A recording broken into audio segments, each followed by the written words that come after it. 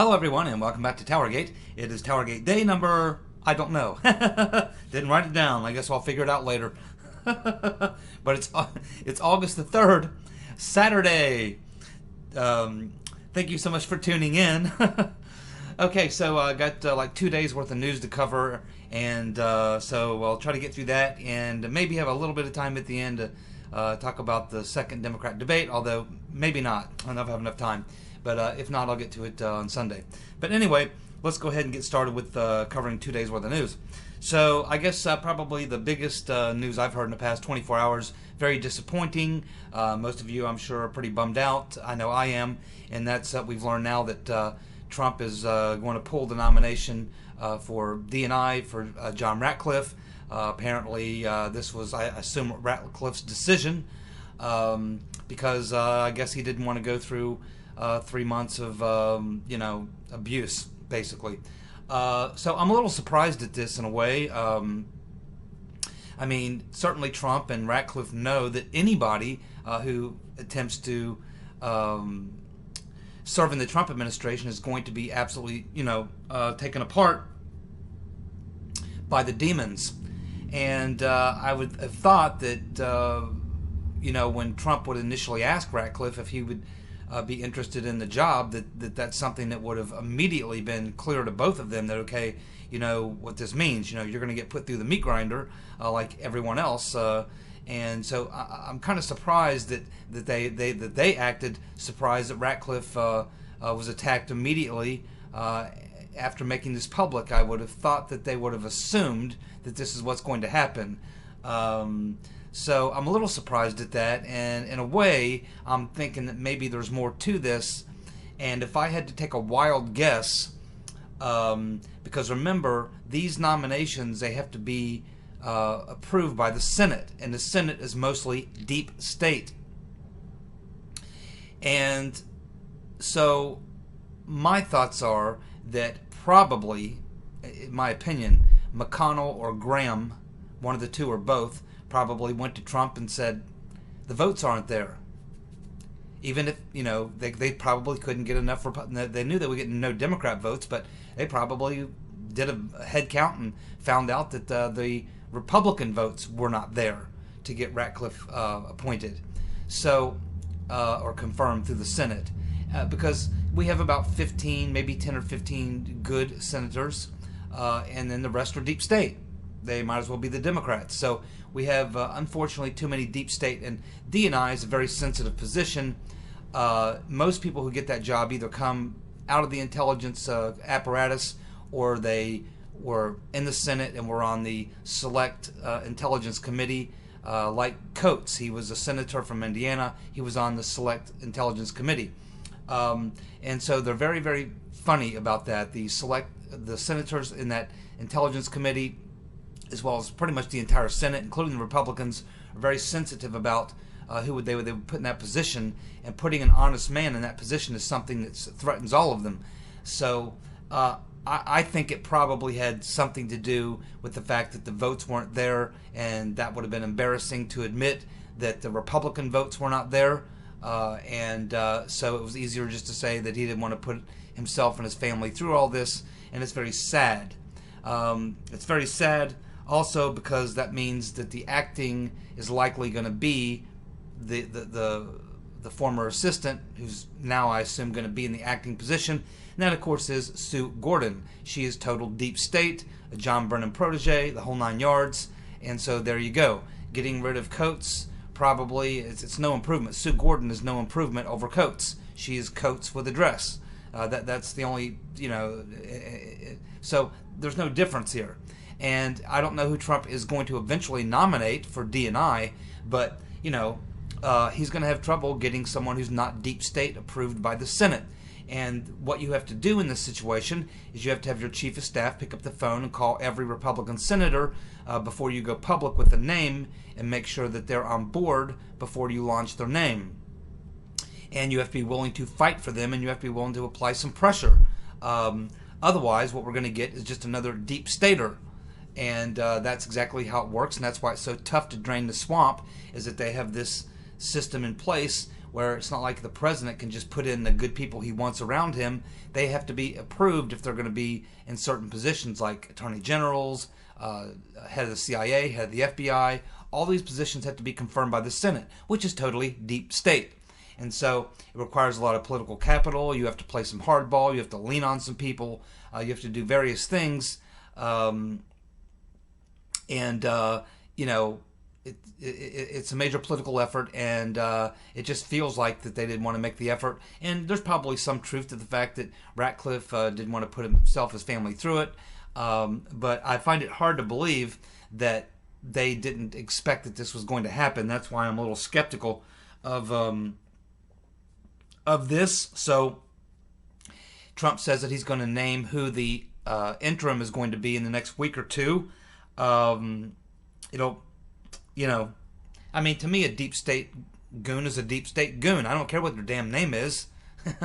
And so it's going to be a week or two before we even learn who the interim person is going to be, who he's going to pick to be the permanent DNI. We'll just have to wait and see, but I don't think that you can do better than Ratcliffe. I'll be surprised. We'll see. But if it's anyone who's not deep state and who will actually try to clean up the mess, the corruption, and cooperate with the investigation, that person's probably not going to have the votes to get confirmed unless you're willing to fight for them. And so we'll see exactly how this plays out, but very disappointed. I know many of you are as well, and we have a right to be. No reason why Ratcliffe shouldn't have been appointed, and it's a shame how this all went down. So there's a lot of things going on with these investigations, and it gets a little confusing sometimes. There's investigations going on that we don't even know are going on, but there's really about 4 or 5 main things going on right now. So as we're talking about these things, I just want to, before I get into this, I want to just kind of go over like 4 or 5 of the main investigations that are going on, because people are getting kind of confused of what is what. So in regards to this, to these investigations, let's just go through like 4 or 5 of the main ones that everybody's focused on. The first one is obvious. It's the Horowitz, Inspector General Horowitz investigation, which is he's investigating several things. This thing he's investigating, which is what we're waiting on for the report to come out in September, that is going to be about the FISA warrants on Carter Page, as well as the dossier and the other evidence that was used to get those FISA warrants, and also about the dossier and how it was propagated throughout the DOJ and FBI. So this report that we're waiting on from Inspector General Horowitz, Huckleberry Horowitz, the custodian, what we're waiting on here is primarily dealing with the FISAs and the dossier and that circle of things right there. That is the Inspector General report we're waiting on that's supposed to come out sometime in September. Then there is the main investigation that we follow here on TowerGate, which is, of course, the Bill Barr, John Durham investigation into the origins of the, I guess we'll say investigation, the counterintelligence operation against Trump and his team, which later turned into a criminal investigation by Mueller. So that is a totally separate investigation from the IG. Barr and Durham are doing their own investigation of investigating the investigators, so to speak. And so that's a separate thing from what we're waiting for on Horowitz. Then there's the third investigation, which is the one that's coming out right now, and that was the Inspector General's investigation as well, Horowitz, and that was specifically focused on Comey's leaked memos. And this is the thing that's pretty much come out right now. They haven't released it. It's supposed to be released in the next couple of days, but we've already been told what it's about. We've been told that, Comey violated 3 or 4 different laws, and that Horowitz has referred him for criminal prosecution, and that the DOJ, specifically Attorney General Barr, has declined to prosecute. So that is separate from the other Inspector General Horowitz investigation, which is about the FISA, Carter Page dossier stuff. That's what we're waiting for to come out. This thing that just came out was a separate investigation just dealing with Comey and those leaked memos. The memos that he leaked to his friend Daniel Richman for the purpose, as he said, of getting a special prosecutor. And of course, we know that they have said that they're not going to prosecute, and we've been given various reasons why. The official reason is they don't know if that they would have to prove intent, and they don't know if they can prove intent. And then, of course, we've heard 3 or 4 explanations again from DeGeneva and Dershowitz and other people saying, well, you know, it's okay that they didn't prosecute Comey on this. Would have been hard to prove. It probably would have been in D.C. or someplace where it would be hard to get a conviction. Comey would probably have fought it. You got to try to prove intent. Then there's the other theory that it would have interfered with Durham's investigation. Then there's the other theory that why get Comey on a little charge when you can get him on the big charge? I guess my theory is, why not get him on all his crimes? How about that? So I have to tell you, I'm not happy about it. I've heard the explanations and the reasons given, but I'm just not happy about it. I don't understand why you wouldn't go ahead and prosecute. And it doesn't mean that you can't prosecute for other crimes.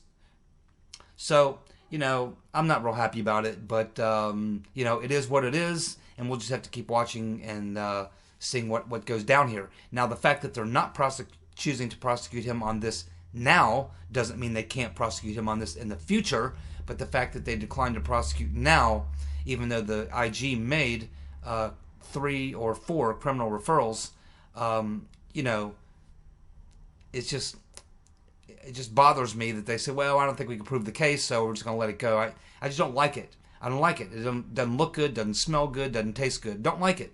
Don't know why, I just don't like it.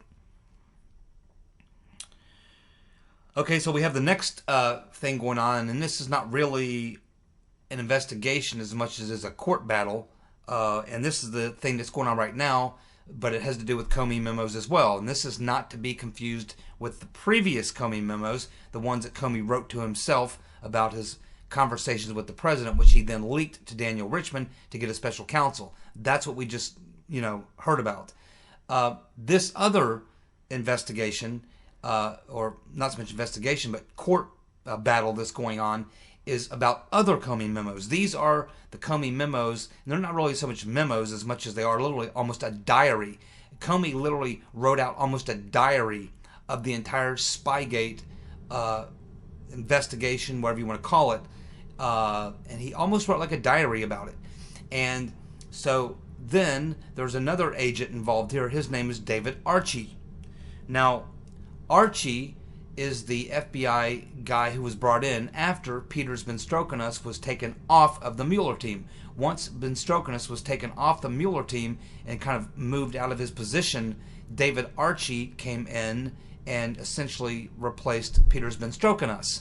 Now, there are 2 things that are being battled over here in court, and they're wanting the Comey diary, I guess, if you want to, for lack of a better term, the Comey diary, and of course David Archie made notes about the Comey diary. So you have the actual Comey diary notes, and then you have the notes made by Archie about Comey's diary. So those 2 things right now are being fought over in court. The FBI is fighting not to have those released. The judge is tending to rule in favor of the plaintiff to force them to release, but the FBI continues to fight back and fight the release. And the plaintiff in this case is actually CNN. And CNN did a FOIA request for these notes, or this diary from Comey, and when they couldn't get that, then they continue to try to get that, but they're also trying to get Archie's notes about Comey's diary. So CNN was the plaintiff. They filed the FOIA over 2 years ago, and the reason CNN filed the FOIA is because they believe that there's something in those notes that will give them information about the Trump Tower thing, where Trump's server and Trump Tower is supposedly communicating with Alpha Bank, Russian Alpha Bank. And at the time, CNN thought there was something there. They must still think there's something there because they're still trying to get this information. So this is a FOIA battle between CNN and the Department of Justice and the FBI. Now, something else on this other investigation of the other Comey memos, the ones that we're talking about now, the ones that Comey's obviously been they're not going to prosecute him for. Keep in mind, what happened there was Horowitz was investigating specifically Comey's leaked memos. Comey leaking those memos to Daniel Richman. And what happened was, in the process of that investigation, which is aside from all the other things he's investigating, it was just specifically Comey, those memos leaked to Daniel Richman. That's what he was investigating. And he's made criminal referrals. So what happens is when Horowitz discovered that there were violations, he cannot prosecute. He's the Inspector General. He can't prosecute. So he referred those to John Huber.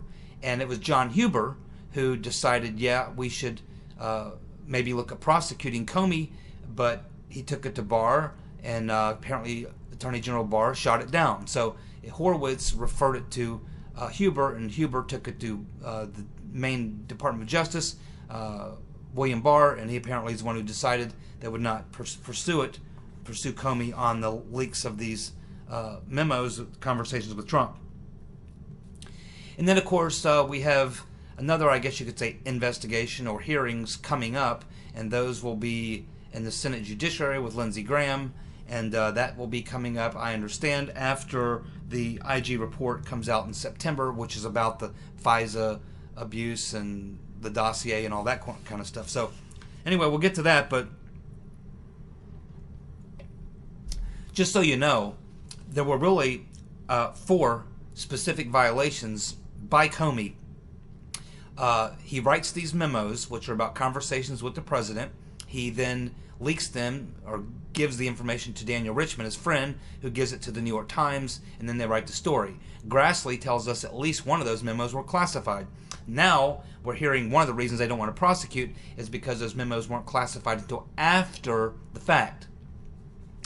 But Comey essentially, in this process, violated the following statutes: 18 U.S.C. 793, the Espionage Act; 18 U.S.C. 1924, removing classified documents; 18 U.S.C. 641, theft of government documents; 18 U.S.C. 1000, false or misleading statements. So those are the 4 things that Horowitz basically found that Comey did, and he is, of course, not going to be prosecuted by William Barr for whatever reason.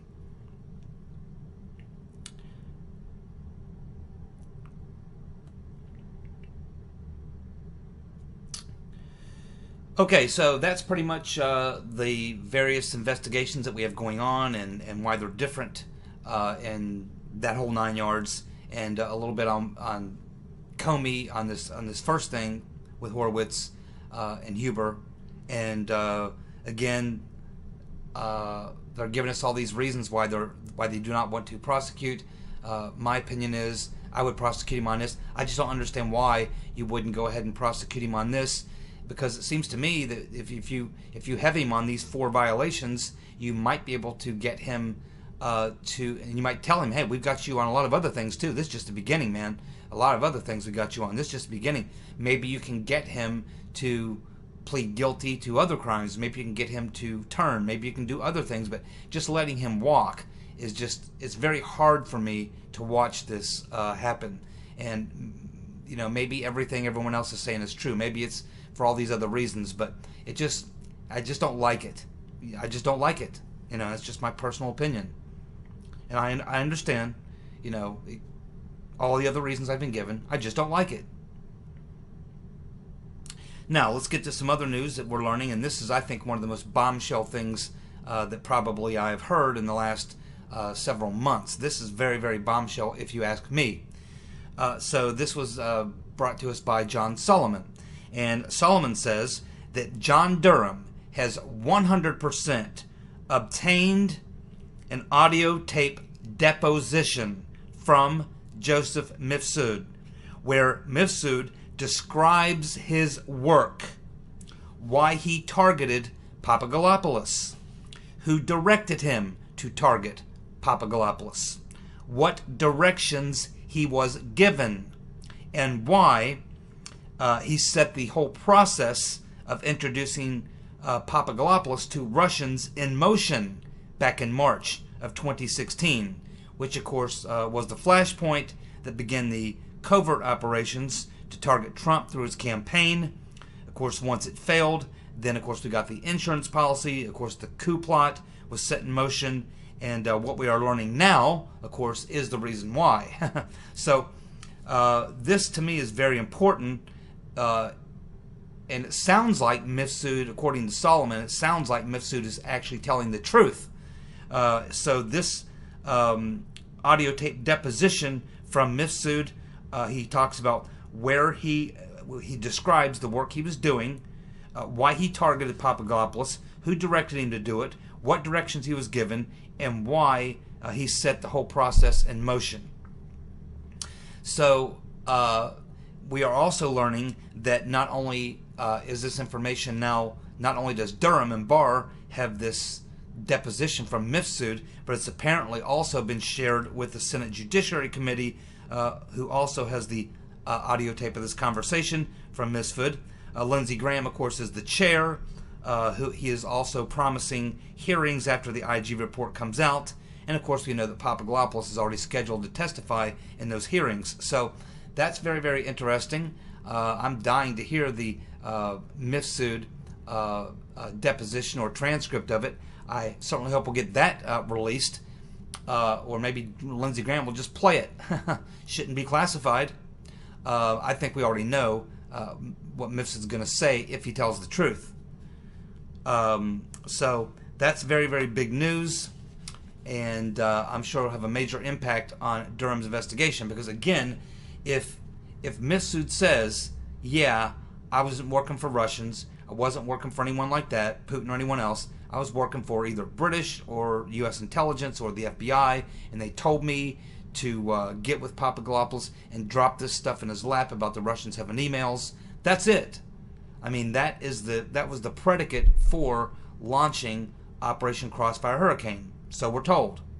And if that is proven to be true, then the entire thing is blown up, and you do have right there a massive criminal conspiracy.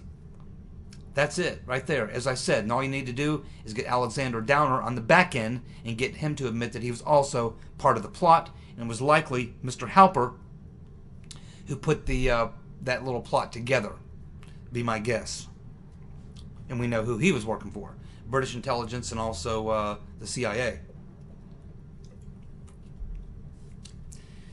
We also have now confirmed, thanks to the Daily Mail, that in August of 2016, Peters Ben Strokonis did go to London. We already know that's already been confirmed, but we now know 100% confirmed it was Alexander Down the Hatch Downer that Strzok met with in August of 2016 when he went to London, and they were talking about Papadopoulos.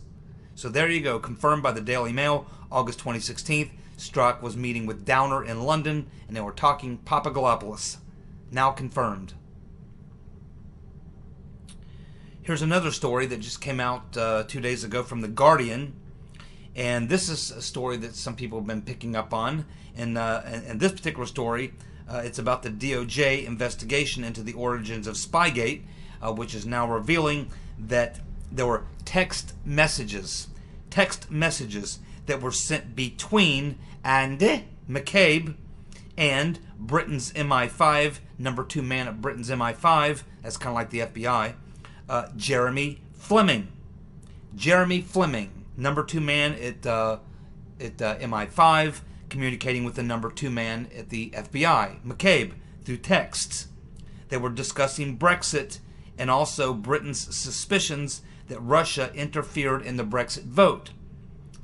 These text messages began in 2016 after the Brexit vote, and the text message suggests that the FBI and MI6 officials, or MI5 officials, had met during the summer of 2016. So they weren't just texting, there also may have been a meeting or meetings between possibly McCabe and Mr. Fleming, or maybe other FBI and MI5 agents meeting on their behalf.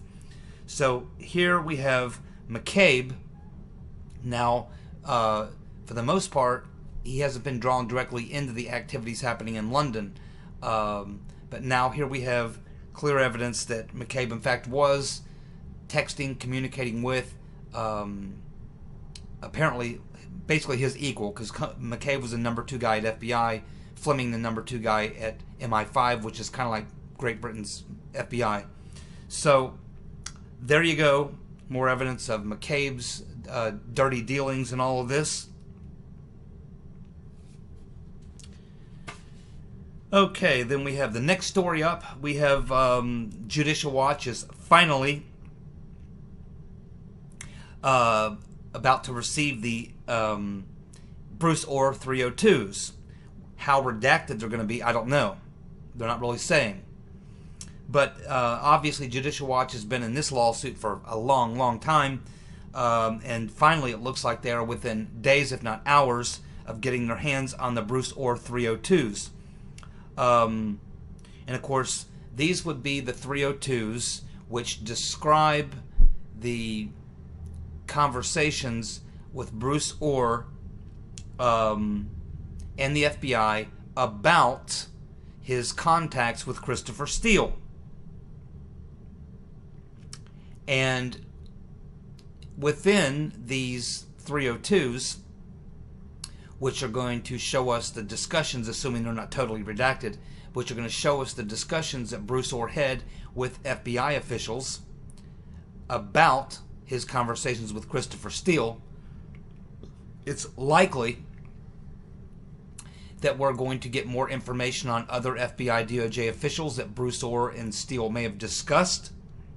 It is very possible that the Rotten Reverend Clinton and the DNC are going to come up in these conversations between Bruce Orr and Christopher Steele, and that will shed a lot of light onto how much of a role the DNC and the Rotten Reverend Clinton were actually playing, and how much in communication they were with Steele, how much Steele was reporting back to them.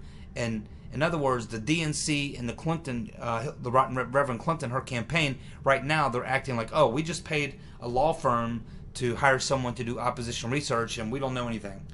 But we know that that's not true. Already we know that that Sussman was being given regular briefings about what was going on with Steele, and that was being shared with the campaign, obviously Hillary. So we already know that. But what we don't know is whether or not there was any direct communication or anything like that with Hillary Clinton, her campaign people, could have been Mook or Podesta or anyone like that, or her lawyer, Mr. Sussman, if there was any direct conversation or communication with Steele or Simpson or maybe Nellie or anyone like that. So it's about trying to understand from these 302s, if it's not all redacted out, who exactly Steele and Orr. You know, we know a lot about what Steele and Orr talked about between the two of them. What we don't know is what other people, other entities were also discussed in the conversations between Steele and Orr, and what was shared with the FBI in regards to that. Certainly, we could find out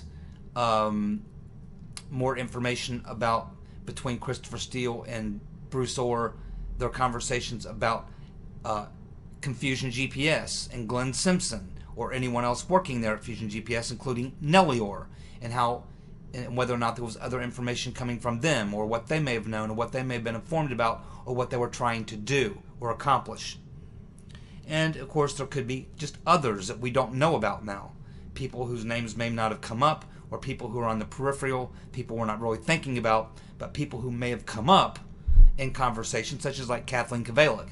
She may have come up in that conversation. We know that after the meeting with Steele and Orr, that Orr sets up a meeting with Kathleen Kavalik with Steele. So maybe they talked about that. Maybe Bruce Orr said, hey, I need to hook you up with this woman I know at the State Department, Kathleen Kavalik. Or maybe Steele said to Bruce Orr, hey, I was talking to Hillary's lawyer, and Hillary said, you know, for her lawyer to tell me that I should tell you to hook me up with her. So we don't really know exactly what's going to be there. We don't know how many redactions there's going to be, but obviously Judicial Watch has been waiting on this for a long time. They've finally been told, yes, these things are going to be released. Hopefully they'll be mostly clear, and they won't be totally blacked out pages and things and such that we normally see. And this should be very interesting to give us more insight as to how this information was moving between Steele, Confusion GPS, the Clinton campaign, and into the State Department, which was, of course, then moving it through to the FBI. So this just helps us a little bit more of following the trail of how the information was moving, and certainly we should learn some things from this. Okay, I really don't have much time to talk about the second Democratic debate. I mean, I got probably a good 10 or 15 minutes I'd like to rattle on about that. I have about 3 or 4 minutes left, so I'll just kind of give you the short version of it, and then Sunday I'll try to expand on it if there's no other major news. So again, I think the big winner in this debate, just like in the previous debates, was Trump. He was the big winner again, and he's not even there. So that tells you how bad things are, that Trump's winning these Democratic debates and he's not even there.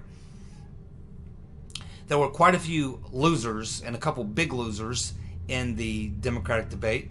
The second debate is what I'm referring to, the second night, which featured, of course,